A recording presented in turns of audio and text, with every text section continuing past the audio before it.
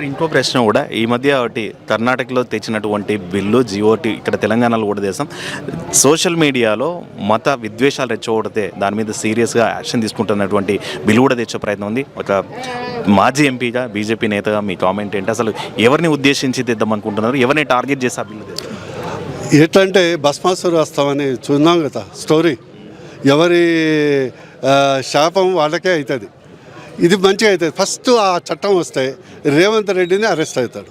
ఎందుకంటే మొన్ననే దేవుళ్ళ మీద హిందూ దేవుళ్ళ మీద కమెంట్ చేశాడు కదా. Next Akbaruddin arrest Owaisi arrest అవుతాడు. 3 ఆ పార్టీలో ఉన్నటువంటి పిచ్చి పిచ్చి వాక్యాలు చేసే వాళ్ళు అరెస్ట్ చేస్తారు. చట్టం తెస్తే ఎవడవుతాడు? ఫస్ట్ ముఖ్యమంత్రి లోపడేస్తారు, బొక్కలేస్తాం ఆ చట్టం కింద.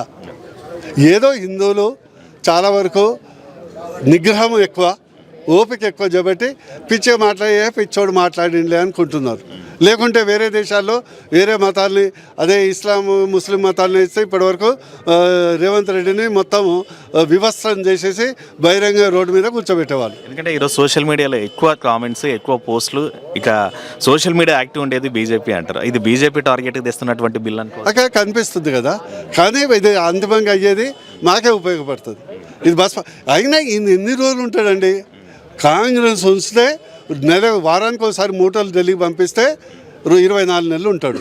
మూటలు బంద్ అయితే ఈయన పవర్ కట్టు. ఇది వాస్తవం.